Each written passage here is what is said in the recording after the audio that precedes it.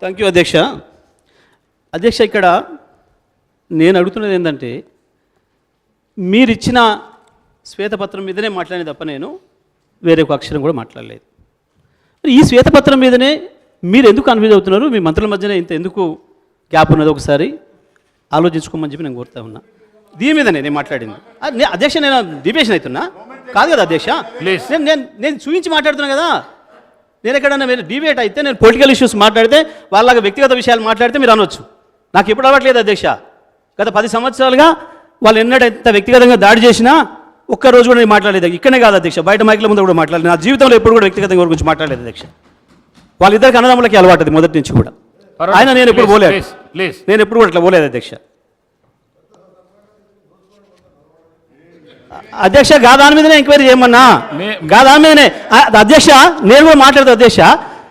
అవసరాల కొరకు, అధికారం కొరకు, పదవుల కొరకు, పేటెంట్ల కొరకు, కాంట్రాక్ట్ల కొరకు పార్టీలు మారే వీళ్ళ సార్ నాకు మాట్లాడేది. ఈ 10 మంది నా గురించి మాట్లాడేది. ఈ పార్టీలో ఉండి ఆ పార్టీకి పోయి బీజేపీకి పోతే కూడా బీజేపీలో ఉన్న ఓటే మాట్లాడతారా? వీళ్ళకి నైతికత ఉందా? వీళ్ళ నైతికత ఉన్న వాళ్ళు ఒక మాట చెప్పాలంటే, రాజకీయంగా వాళ్ళు ఏమన్నా ఆ పదం అనకూడదు ఈ సభలో. వాళ్ళకి వీళ్ళు సార్, వీళ్ళిద్దరు వీళ్ళు నా గురించి మాట్లాడుతున్నారు. నాకు తెలిసిన పుస్తకం నా జీవితం అంతా. మినిస్టర్ గారు రాజగోపాల్ రెడ్డి గారు మాట్లాడండి. అధ్యక్ష ఒక్క విషయం అయితే, సమయాన్ని కేటాయించిన అధ్యక్ష మీరు సబ్జెక్టుకు డీవియేషన్ చేస్తున్నారు. మీరు నాతోనే డైరెక్ట్ నాతోనే మాట్లాడాలి. మీరు నాతోనే మాట్లాడాలి. సభ్యులు మాట్లాడేదానికి మీరు ఆన్సర్ ఎందుకు ఇస్తున్నారు? మీరు నాతోనే మాట్లాడాలి. సబ్జెక్ట్ మాట్లాడండి,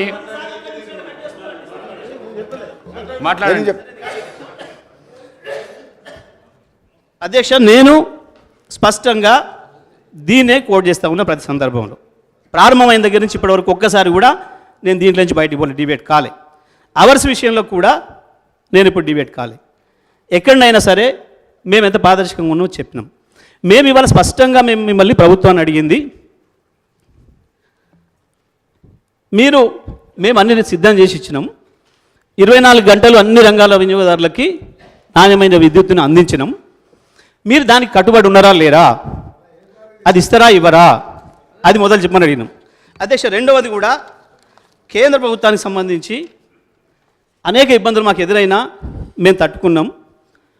మాకు దాదాపు 35,000 కోట్లు కేంద్రం నుంచి ఆటంకం ఎదురైనా మీటర్లు పెట్టాలనే విషయంలో మేము ఎట్టి పరిస్థితులలో నా కంఠంలో ప్రాణం ఉండగా తెలంగాణ రైతుకు మీటర్ రానివ్వను అని మా ముఖ్యమంత్రి, ఆనాటి ముఖ్యమంత్రి కేసీఆర్ గారు శపథం చేసిండ్రు. దాని ప్రకారం మేము నిలబడి ఉన్నాం. ఇప్పుడు మీరు కూడా మీటర్లు పెట్టకుండా ఉండరా స్పష్టం చేయాలని చెప్పి మేము కోరుతా ఉన్నాం. ఈ సభ ద్వారా రైతాంగం తరఫున మేము కోరుతా ఉన్నాం. మేము ఇచ్చిన పద్ధతుల్లోనే 24 గంటలు అన్ని రంగాల వినియోగదారులకు ఇస్తారా ఇవ్వరా చెప్పాలని చెప్పి మేము స్పష్టంగా కోరుతున్నాం అధ్యక్ష. ఇవాళ మేమేం కరెంట్ ఇవ్వలేదు, వాళ్ళు తయారు చేసిపోయిన కరెంటే, వాళ్ళు పెట్టిన చెట్లకు మొలిసిన కరెంటే మేము ఇచ్చిన మాట్లాడుతున్నారు అధ్యక్ష. సమైక్య ఆంధ్రప్రదేశ్లోనే ఉన్ననాడు మీరు ఇవన్నీ ప్రారంభించింది నిజమే అయితే, ఎందుకు ఇవాళ ఆంధ్రప్రదేశ్లో ఇప్పటికి కూడా 7 గంటల కరెంట్ వస్తుంది రైతాంగానికి? ఎందుకు ఇంకా అక్కడ విద్యుత్ కోతలు ఉన్నాయి? ఎందుకు మీ పరిపాలనలో ఉన్న రాజస్థాన్లో విద్యుత్ కోతలు ఉన్నాయి? ఎందుకు మీ కర్ణాటకలో విద్యుత్ కోతలు ఉన్నాయి? ఇవాళకి కూడా 3 గంటల మించి ఇస్తలేరు అని చెప్పి కర్ణాటకలో రైతాంగం పెద్ద ఎత్తున రోడ్ల మీదకి వచ్చి ప్రదర్శనలు చేస్తున్నారు. ముసళ్ళను తీసుకొచ్చి అక్కడ వదిలిన సంఘటనలు మనం చూస్తున్నాం. మీ పరిపాలనలో ఉన్న ఏ ఒక్క రాష్ట్రంలో కూడా రైతాంగానికి ఇంతవరకు కూడా 9 గంటల విద్యుత్ ఇచ్చిన పాపాన పోలేదు. ఇవాళ రైతాంగానికి అందుబాటులోకి తీసుకొచ్చి 24 గంటలు కరెంట్ ఇచ్చిన ఏకైక రాష్ట్రం తెలంగాణ రాష్ట్రమే. గత 5 సంవత్సరాలు 2018 నుంచి డిసెంబర్ వరకు కూడా, మొన్న డిసెంబర్ వరకు కూడా ఇచ్చింది మేమే అనే విషయాన్ని మేము స్పష్టంగా చెప్తున్నాం.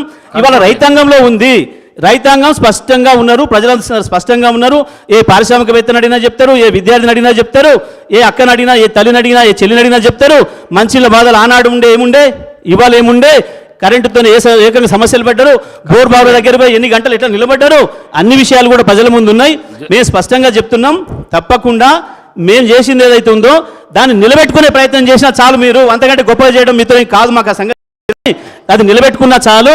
ఇప్పటికైనా మేము అడుగుతున్నది స్పష్టంగా చెప్పమని, ఈ చర్చ ద్వారా తెలంగాణ రైతాంగానికి మీటరు లేకుండానే విద్యుత్ ఇస్తారా ఇవ్వరా, 24 గంటలు అన్ని రంగాల విద్యుత్ వినియోగదారులకు అందిస్తారా ఇవ్వరా స్పష్టంగా చెప్పాలని ఈ శ్వేతపత్రం ఏదైతే ఉందో దీన్ని తప్పు తరగతి చేసుకున్నారు. పవర్ టారిఫ్కు సంబంధించి కూడా పవర్ టారిఫ్ను మేము ఏ పరిస్థితులలో కూడా రైతాంగం మీద భారం పడొద్దు, ప్రజల మీద వినియోగదారుల మీద భారం పడొద్దు. ట్రోప్ ఛార్జీలు కూడా ట్రోప్ ఛార్జీల పేరు మీద ప్రజలపైన వినియోగదారులపైన భారం పడుతుంది అని చెప్పేసి ఆ రోజు గౌరవ ముఖ్యమంత్రి ఆనాటి ముఖ్యమంత్రి గారు మా నాయకుడు కేసీఆర్ గారు అది కూడా మనమే తీసుకుందాం, రైతాంగం పైన ₹1 ఖర్చు పడొద్దు, ప్రజలపైన భారం పడొద్దు, తెలంగాణ ప్రజలు 60 ఏళ్ళు అనుభవించిన శిక్ష చాలు, ఇక మళ్ళీ శిక్ష పడనీయొద్దు అని చెప్పి ఆ రోజు నిర్ణయం తీసుకున్నారు. టారిఫ్ కూడా పెంచకుండా ఉండాలి. అంతేకాదు మీరు ఇచ్చిన 200 యూనిట్ల వరకు అందరికీ తెల్ల రేషన్ కార్డులు ఉన్న ప్రతి ఒక్కరు కూడా ఏదైతే ఫ్రీగా విద్యుత్ ఇస్తానన్నారో ఆ విద్యుత్ కూడా అందిస్తారా ఇవ్వరా, దాని నుంచి కూడా తప్పించుకుంటారా చెప్పాలి. తప్పకుండా మీరు కరెంటు టారిఫ్ను కూడా పెంచకుండా ఉన్నదున్న పద్ధతుల్లో రూపాయి అప్పు లేకుండా తప్పకుండా మీరు చేయాలని మేము కోరుకుంటున్నాం. ఆ రకంగా మీరు ఇచ్చిన అన్ని హామీలు నెరవేర్చాలి. ఈ రాష్ట్ర ప్రజలపైన రాష్ట్ర ఖజానా పైన రూపాయి అప్పుభారం పడకుండా తప్పకుండా మీరు ఏదైతే చేస్తామని చెప్తున్నారో ఇవాళ దాన్ని మేము వెల్కమ్ చేస్తున్నాం. మీ విచారణను కూడా వెల్కమ్ చేస్తున్నాం, ఏం సందేహం లేదు. కానీ ఇచ్చిన మాటలు తప్పించుకోవడం కొరకు కుంటి సాకులు వెతికే పనిలో మాత్రం పడొద్దు. ఎట్టి పరిస్థితులలో దాని కొరకు ఈ సభను వినియోగిస్తున్నారని చెప్పి మేము అనుమానపడుతున్నాం. ఆ రకంగా ప్రజల్ని మోసం చేయడానికి కాకుండా ప్రజలకు మెరుగైన పరిపాలన అందించాలని చెప్పి కోరుకుంటూ తమరికి ధన్యవాదాలు తెలియజేస్తూ సెలవు అధ్యక్ష. రాజగోపాల్ రెడ్డి గారు. అధ్యక్ష, నేను యాక్చువల్గా మీరు